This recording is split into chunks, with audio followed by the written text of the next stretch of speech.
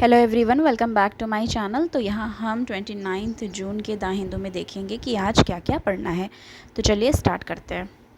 यहाँ पे देखो, एक है bio fertiliser scheme get central government green light. तो ये वाला पहले हमको देखना है, ठीक है। इसमें देखेंगे क्या क्या कहा जा रहा है। The cabinet committee on economic affairs CCEA ने वेडनेसडे को अप्रूव किया है पीएम प्रणाम का फुल फॉर्म पहले जान लेना है। यह है PM program for restoration awareness generation nourishment and amelioration of mother earth. तो ये याद रखना है फुल फॉर्म, ठीक है, पीएम प्रणाम का। ओके इसमें क्या कहा जा रहा है, scheme a promised made in the last budget. तो ये प्रॉमिस किया गया था लास्ट बजट में। Union fertiliser minister Mansukh Mandaviya ji जो हैं, उन्होंने क्या कहा, told reporter after the meeting that the new scheme would promote use of nutrient based bio fertiliser. तो ये कह रहे हैं कि जो न्यू स्कीम है वो क्या करेगी, वो न्यूट्रिएंट बेस्ड बायो फर्टिलाइजर की बात कर रही है कि प्रमोट करेंगे। ये जो न्यू स्कीम है वो प्रमोट करेगी use of nutrient based bio fertiliser for sustainable agriculture, ठीक है। And it would have total outlay of इतना अमाउंट बता रहे हैं। देखो, जैसे अमाउंट आपको एग्जैक्ट याद रखने की ज़रूरत नहीं है। आपको इसमें से क्या याद रखना है, जैसे अगर आ जाता है बायो फर्टिलाइजर से रिलेटेड, ठीक है, मेंस में आ जाता है, और या तो प्रीलिम्स में पीएम प्रणाम से रिलेटेड आता है। तो पहली बात तो एक फुल फॉर्म हमें याद रखना है। देखो, पीएम मतलब प्राइम मिनिस्टर, ये तो जानते हो। पी फॉर हो गया प्रोग्राम, आर से रेस्टोरेशन, ए से awareness, G for generation nourishment. मतलब देखो, पीएम प्रणाम, ए से यही है AN, ठीक है। तो ए से हो गया अवेयरनेस, और फिर उसके बाद है generation and nourishment, and A for एमेलियोरेशन, ठीक है, एमेलियोरेशन एंड मदर अर्थ। तो पीएम प्रणाम के बारे में देख लिया हमने। अब इसमें ये कहा जा रहा है कि जो न्यू स्कीम है वो प्रमोट करेगी न्यूट्रिएंट बेस्ड बायो फर्टिलाइजर, किसके लिए, सस्टेनेबल एग्रीकल्चर के लिए। मिस्टर मांडविया से the scheme was aimed at saving soil promotion. तो ये कह रहे हैं जो मिस्टर मांडविया है कि ये क्या करेगी, सेव करेगी soil, saving the soil and promoting sustainable balanced use of fertilizer, and it involved the participation of state government। Important है, यहाँ से ये कह रहे हैं कि इसका एम ये है कि ये सॉयल को सेव करेगी और प्रमोट करेगी सस्टेनेबल और बैलेंस यूज ऑफ फर्टिलाइजर, ठीक है, जिसमें क्या होगा, इन्वॉल्व करेंगे ये पार्टिसिपेशन स्टेट गवर्नमेंट का। तो कुछ चीज़ें जो हमारी इंपॉर्टेंट थी हमने देख ली, उसको हम एक बार और हाईलाइट कर लेते हैं।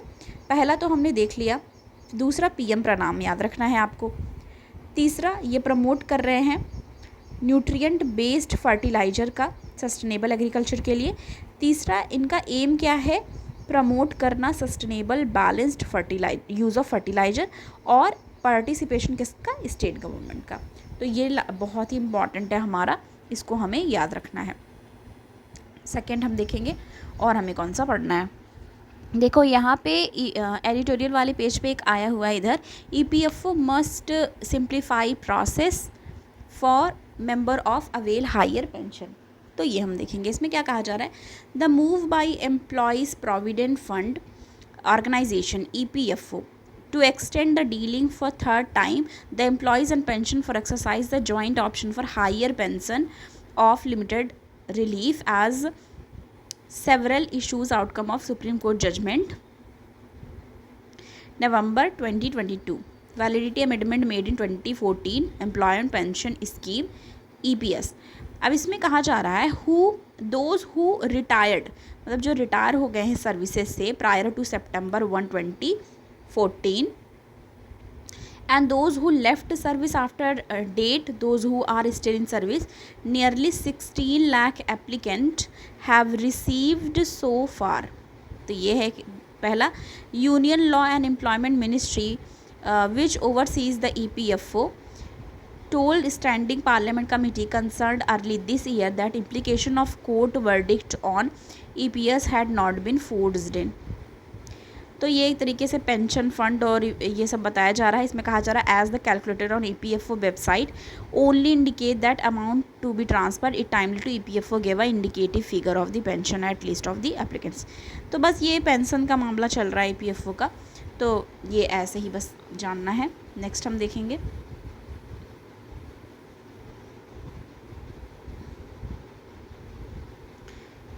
एक ये भी देखो बता रहे हैं Mahalanobis in the era of big data and AI।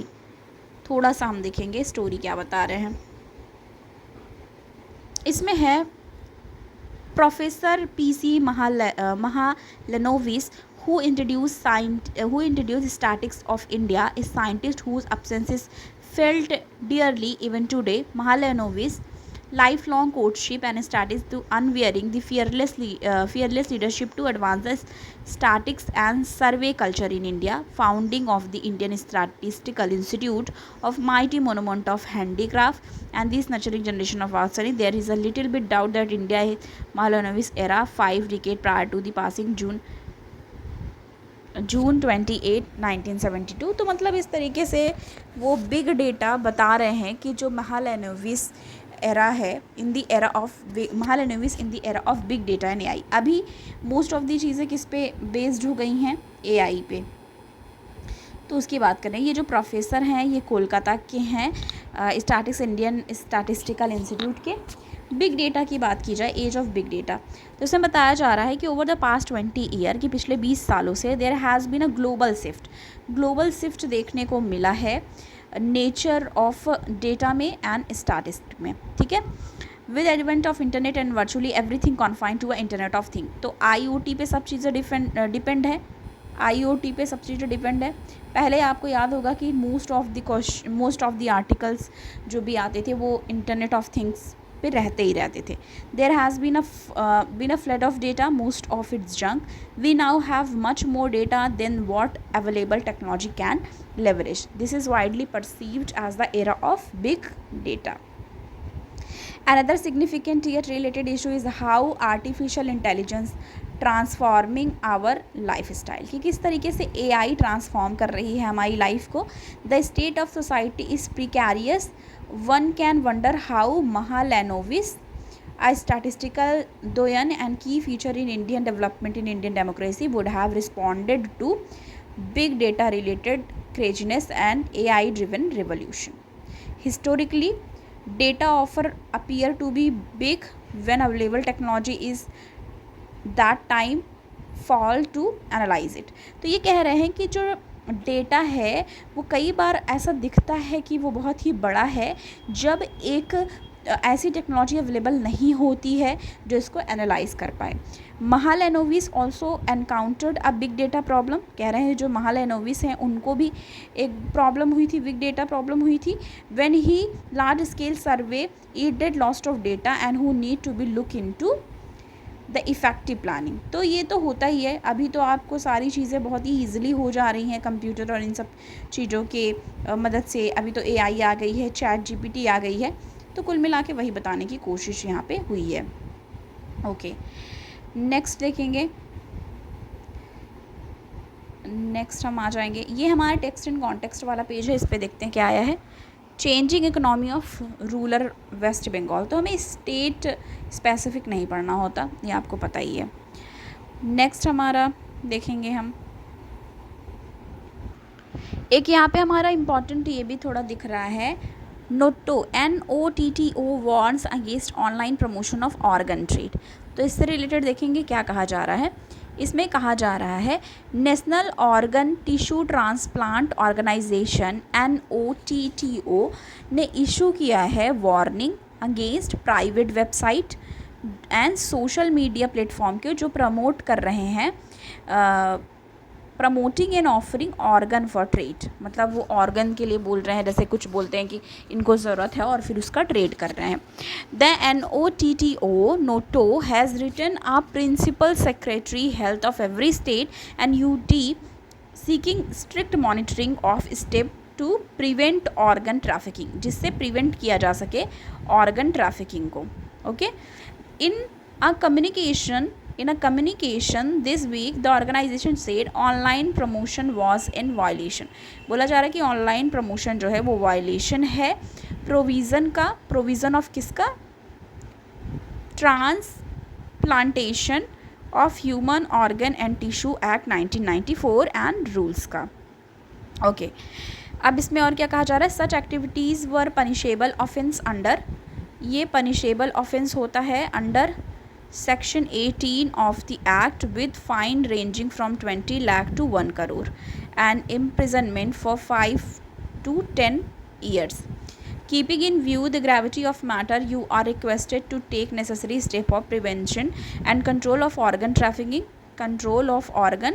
trafficking and putting in place of system to monitor the same. The communication said NATO is mandated to establish a network for organ procurement and distribution and maintain a national registry to organ donation and transplantation. तो मतलब जो organ donation और transplantation ये सब चीज़ें हैं, लेकिन इसकी ट्रैफिकिंग हो रही है, इसको ट्रेड के लिए यूज़ किया जा रहा है, तो उसको मॉनिटर करने की बात की गई है. और इसमें वार्न किसने किया है, ये लाइन याद रखनी है, नोटो ने वार्न किया है. अगर पूछे तो हम इसको कर सकें. सेंट्रल प्लान मार्केट स्कीम, देखो यहाँ पे एक और न्यूज़ है, central plan market scheme to promote sustainable living. तो इसमें है the environment ministry has issued a draft notification dealing a propose green credit scheme. शायद इसको अभी हमने जस्ट कवर किया था, तो फिर से ये आया हुआ है, देखेंगे. ग्रीन क्रेडिट स्कीम की बात की जा रही है. That will incentivise a host of activities including afforestation program, water conservation management and air pollution control करना, organisation of generate green credit. These credit through a yet to be specified mechanism can also be traded for money. Okay green credit programme जो है वो propose to be launch at national level पे launch करने की बात है. To leverage a competitive market based approach for green credit, thereby incentivise voluntary environment action. Green credit programme will encourage private sector industries, वो private sector industries को encourage कर रहे हैं एंड कंपनीज़ को as well as other entities to meet their existing obligations. Okay तो ये सारी चीज़ें हैं जो अभी हमने ग्रीन क्रेडिट पे हमको आज ग्रीन क्रेडिट स्कीम के पढ़ना है, क्योंकि इसके बारे में 2-3 जगहों पे दिया गया है. देखो लगातार ही इम्पॉर्टेंट है. ये वाला देखा, ये वाला देखा हमने, ये वाला देखा, अब ये वाला भी इम्पॉर्टेंट है जो कि है cabinet clear NRF bill to offer strategic direction to research. तो इसको देखेंगे, इसमें क्या कहा जा रहा है. The union cabinet on Wednesday, मतलब वेंसडे को यूनियन कैबिनेट ने अप्रूव किया national research foundation NRF bill 2023. अब इसमें क्या कहा जा रहा है, द लेजिस्लेशन, मतलब लेजिस्लेशन एम, मतलब उनका एम क्या है, इस्टेब्लिश करना द NRF को इस्टेब्लिश करना एज अ एपेक्स बॉडी, जिससे प्रमोट किया जा सके हाई लेवल स्ट्रैटेजिक डायरेक्शन को to scientific research in the country under national education policy at estimated cost of 50,000 crore between 2023 and 28. The DST will be the administrative department of the NRF. तो ये सारी चीज़ें इसमें दी गई हैं. एक line यहाँ पे ये याद रखनी है, द न्यू लॉ, जो न्यू लॉ है वो क्या करेगी, वो रिपील कर देगी science and engineering research board SERB, जो कि इस्टेब्लिश किया गया था पार्लियामेंट के द्वारा 2008 में, and subsume it into NRF, उसको सबस्यूम कर देगी NRF में. Union minister of state for science Jitendra Singh ने बताया press person that the NRF was meant to ensure, मतलब इसमें क्या करने की बात हो रही है, इंश्योर करना scientific research and conduct and funded equitably and greater participation from private sector. With the NRF start functioning close to 36,000 crore. The NRF will be prioritise, NRF क्या करेगा, प्रायोरिटाइज करेगा research funding and executive council will decide on what area need to support. तो ये सारी चीज़ें यहाँ पे हैं. नेक्स्ट हम आ जाएंगे, ये वर्ड वाला है. Day after black Saturday Russia take stock 9 के लिए सब नहीं देखना है हमें. ये देखो नेपाल के सुप्रीम कोर्ट ने ऑर्डर किया है गवर्नमेंट को कि रजिस्टर करे सेम सेक्स मैरिजेस को। तो ये थोड़ा सा हम देखेंगे। इसमें है सुप्रीम कोर्ट ऑफ नेपाल, जो सुप्रीम कोर्ट है नेपाल की, उसने मंडे को इशू किया है interim order directing of the office of prime minister and council of minister and other relevant ministries to establish a transitional mechanism to ensure registration of marriages for same sex couple। तो ये line याद रखनी है कि नेपाल ने ऐसा किया है। द कोर्ट आज the government to establish separate register for marriage. तो उनको कहा है कि एक सेपरेट रजिस्टर तैयार कर ले मैरिजेस के लिए for such couple from gender minority communities. The interim order for the Supreme Court of Nepal came as a result of public interest litigation. ये PIL फाइल किया गया था June 7 को। Pinky Gurung, current president of the Blue Diamond Society, a right group. PIL has sought equality before law. तो ये जो PIL है वो किस लिए है? Equality before law for vulnerable sexual minority groups जो हैं नेपाल में, उनके लिए। This is a very significance development as same sex marriage as well as third gender and their partner can register their marriages. They will be entitle to same right, मतलब उनको same right मिलेगी जैसे heterosexual को मिलती है, heterosexual couples को मिलती है। ऐसा सुनील बाबू पंत मेंबर हैं जो नेपाल पार्लियामेंट के, उन्होंने बताया। तो ये भी इम्पॉर्टेंट है कि ऐसा किसने किया, तो ये पता रहे कि नेपाल ने किया है। अब यहाँ पे एक और है IR के आज बहुत सारे आए हुए हैं। देखो कनाडा के बारे में बात हो रही है। H1B visa application, Canada H1B visa scheme would benefit India. तो इसमें कह रहे हैं कि जो कनाडा का H1B वीज़ा स्कीम है वो क्या करेगी, वो बेनिफिट करेगी इंडियंस को। कनाडा हैज़ अनाउंस्ड, कनाडा ने अनाउंस किया है new open work permit system July 16 से, और अलाउ किया है 10,000 H1B visa holders in US to come and work in the country. और ये जो मूव है that could benefit 1000 of Indian tech professional को हेल्प करेगी। This program will also provide for study for work permit for their family members. H1B visa जो है ये non immigrant visa होता है, ये लाइन याद रखनी है। H1B वीज़ा जो है ये नॉन इमिग्रेंट वीज़ा है जो कि अलाउ करती है US companies to employ foreign worker in the speciality occupation. ठीक है। Approved applicant will receive an open work permit. तो उनको ओपन वर्क परमिट मिल जाएगा अप टू 3 years का ये ड्यूरेशन होगा, which means they will be able to work for almost any employer anywhere in Canada. Their spouse and dependent will also be eligible to apply for temporary residence visa with a work or a study permit as needed। तो H1B visa अभी news में है recent, तो आपको याद रखना है कि कनाडा H1B वीज़ा की बात हुई थी जो कि बेनिफिट कर सका इंडिया को। और ये IR के आंसर में भी हम कहीं भी किसी भी पॉइंट में अगर ज़रूरत पड़ी तो लिख सकते हैं। ओके, नेक्स्ट देखेंगे, नेक्स्ट और देखेंगे और कौन सा पढ़ना है। और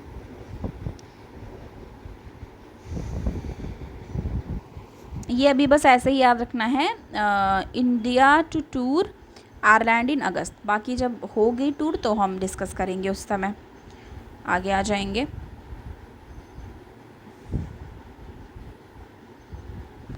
देखो आज साइंस वाले पेज पे, ये जो साइंस का पेज हमारा आता है, आप इस पे देखो क्रिकेट की बात हो रही है, तो इसको क्यों हमें पढ़ना है। इसमें है what cricket can teach us about mind experience of time. तो हम इसमें देखेंगे कि ये क्यों आया हुआ है न्यूज़ में। तो हमें सारी चीज़ें नहीं देखनी है, मतलब ये इसमें bowler paying England and Australia currently Ashes cricket as collectively mean to deliver at least, ये सब नहीं देखना है हमें। एग्ज़ाम्पल यहाँ पे जो भी चीज़ें बताई गई हैं, तो पहले हम ये देखेंगे कि क्या हमारे एग्ज़ाम के लिए है कुछ, तो उस तरीके से हम देखेंगे। अब देखो इसमें समरी जैसा नहीं दिया है, पर यहाँ पे देखो कुछ दिया है, टेकिंग कंट्रोल ऑफ टाइम। इसमें कहा जा रहा है sports and performance psychologist open work with high performance to build their resilience to anxiety via cognitive attribution training. तो ये CRT के बारे में हमें पढ़ना है, कॉग्निटिव रीएट्रीब्यूशन ट्रेनिंग। देखो हम क्यों पढ़ रहे हैं, ऐसे तो हम स्किप कर देते अगर स्पोर्ट्स वाले में आता, पर ये साइंस वाले पेज पे दिया हुआ है तो शायद इसमें कोई बात है, तो ये यहाँ से निकल के आता है। Although the specific strategy used varies, the principle remaining the same, perceiving the situation as whole rather than an isolated part. This involves moving beyond thinking everything hangs on one moment. पहले तो line ये वाली याद रखना है आपको, cognitive रीएट्रीब्यूशन training CRT। उसके बाद क्या देखना है हमें, CRT based thought pattern would be I can control the fact that I need milk but I cannot control the shop milk stock। मतलब इन्होंने एक एग्जाम्पल बताया हुआ है और इसमें क्या कहा जा रहा है, cricket batter is constantly forced to experience high anxiety before each delivery of ball and unless they are out they then have managed it again and again each time another uncertain outcome। तो मतलब cricketers के लिए ये चीज़ें बताई गई हैं, जिसमें क्या कहा जा रहा है, यहाँ पे बात की गई है CRT की, कॉग्निटिव रेट्रीब्यूशन ट्रेनिंग की बात यहाँ पे की गई है, ठीक है। तो ये जैसे इसमें बताया जा रहा है कि किस तरीके से आप, जैसे आपके माइंड में बहुत सारे थॉट चलते रहते हैं तो वो किस तरीके से आपके परफॉर्मेंस पे इम्पैक्ट डालता है। सिर्फ ये एग्ज़ाम की बात, ये क्रिकेट की बात नहीं है, यहाँ पे देखो लिखा है कि similar process happens when we get anxious about our examination if our believe is that we are underprepared we experienced a rise in anxiety की। जैसे हमें लगता है कि पता नहीं हम सही से नहीं प्रिपेयर कर पाए हैं और लोग हमसे ज़्यादा प्रिपेयर कर लिए होंगे, तो हम बहुत ज़्यादा एंशियस हो जाते हैं, एंजाइटी लेवल बढ़ जाता है। We then have to engage with our coping resources be they be study plan optimistic thinking to manage their uncontrollable thought. ये लाइन याद रखनी है कि अनकंट्रोलेबल थॉट्स होते हैं, मतलब एक ही टाइम पे आपके पास बहुत सारे थॉट चलते रहते हैं। चाहे हमारी UPSC एग्ज़ाम से रिलेटेड आप देख लो, ठीक है, प्रीलिम्स देने लोग जाने लगते हैं, सब कुछ इतने मतलब साल भर भले ही पढ़ाए पर उस समय इतने ज़्यादा थॉट आपके माइंड में आते हैं कि क्या होगा, क्या मुझे ये अटैम्प्ट देना चाहिए कि नहीं, ये वाला अटैम्प्ट दे देते हैं तो एक अटैम्प्ट चला जाएगा, क्या मेरा हो पाएगा कि नहीं, ठीक है। तो इस तरह के थॉट चलते हैं, तो वही बताया जा रहा है कि इसमें अनकंट्रोलेबल थॉट होते हैं, ठीक है। तो ये सारी चीज़ें यहाँ पे बताई गई है कि research indicate that when individual experience anxiety their perception of time elongated, so this period of feels like it going to on much longer than it's actually is। कई बार होता नहीं कि बहुत ही लंबा लगने लगता है और बहुत ही डर आपको लगती है, that means it can have a huge effect, huge effect है इसका on us eventually affecting our sleep diet and emotion ability. तो ये क्या क्या इम्पैक्ट करती है, स्लीप, डाइट, इमोशनल। और आप लोग में से कितने लोग को ऐसा हुआ होगा, अगर हुआ है कभी तो कमेंट में बताना कि आपको जब कोई एग्ज़ाम होता है या कुछ भी होता है तो रात में नींद नहीं आती, ठीक है, बहुत ही ज़्यादा ये होता है कि पता नहीं क्या होगा, ठीक है देख लेंगे क्या होगा, ऐसी ऐसी बहुत सारी बातें चलती हैं, ओके। दो तरह के लोग होते हैं, बहुत लोग को जब वो टेंशन में होते हैं तो ज़्यादा खाते हैं, ठीक है, और बहुत लोग होते हैं वो कम खाते हैं, तो सबके लिए अलग अलग तरीके का होता है। कुछ लोग हैं जिनकी स्लीप पे भी इम्पैक्ट पड़ता है, ठीक है, वो सो नहीं पाते हैं, ठीक है, डाइट पे इम्पैक्ट पड़ता है, तो वो सारी चीज़ें भी यहाँ पे बताई गई हैं, ओके। इसमें है we also try to help the athlete cope up by figuring out what level of control they have on various action bowler. मतलब ये इन्होंने तो क्रिकेट के उसमें दिया है, पर आप इसको अपने में रिलेट करके देखेंगे, अपने एग्ज़ाम से रिलेटेड और इन सब से रिलेटेड, ठीक है। Of course many situation in life are much more complicated than this. बता रहे हैं कि बहुत सारी ऐसी सिचुएशन होती है कि लाइफ में बहुत ही कॉम्प्लिकेटेड होती हैं। The most helpful progress here is accepting, मतलब एक्सेप्ट कर लेना that you only have some control. देखो ये लाइन ना आप सिर्फ इस आर्टिकल से नहीं, अपनी लाइफ में भी वो कर सकते हो कि कई बार आपको ये महसूस भी होता होगा कि हमारी कंट्रोल में कुछ नहीं है, ठीक है। Accepting that you only have some control, then using CRT to allocate effort accordingly. CRT ultimately allow the individual to break down a stream of thought into areas of what we can control from 0 to 100%।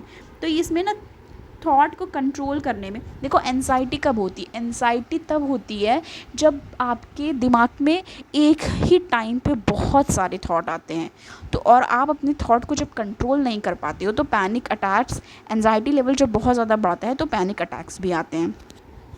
Think of it as a sorting process. तो ये चीज़ें बताई गई हैं इसमें, तो ये एक तरीके से इम्पॉर्टेंट है और जो कि साइंस वाले पेज पे आया हुआ है, ठीक है। Euclid set to launch next week in quest for dark energy. तो इसके बारे में है, an unprecedented effort European space agency plan to survey billion of galaxies use करके Euclid space telescope which is due to launch on July 1st from Cape Canaveral in Florida on the SpaceX Falcon 9 rocket. तो इसके बारे में होगा next week, तो फिर हम उसको डिस्कस करेंगे। तो ये सारी चीज़ें थी जो हमें डिस्कस करना था। थोड़ा सा ज़्यादा लंबा हो गया वीडियो, उसके लिए सॉरी। तो बस हमें ये सब चीज़ें जो हैं हमारी वो अपना पढ़ना था। तो थैंक यू सो मच, मिलती हूँ मैं आपको नेक्स्ट वीडियो के साथ।